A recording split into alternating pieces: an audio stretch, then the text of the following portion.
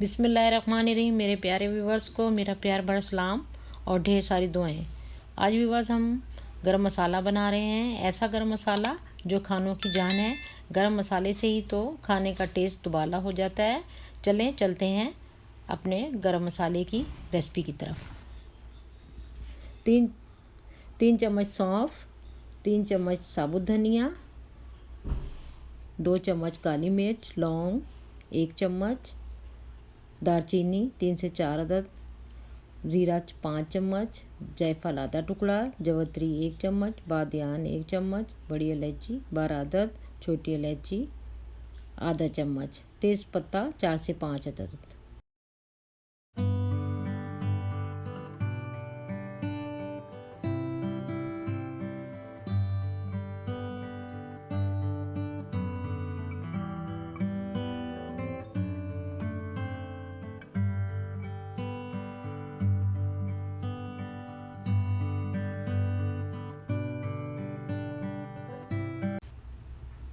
Homemade गरम मसाला ready है, जो आप हर खानों, पुलाव, बिरयानी, दालों में, सब्जियों में डालते हैं। व्यूअर्स, अगर आपको हमारा ये मसाला पसंद आए तो लाइक एंड शेयर करें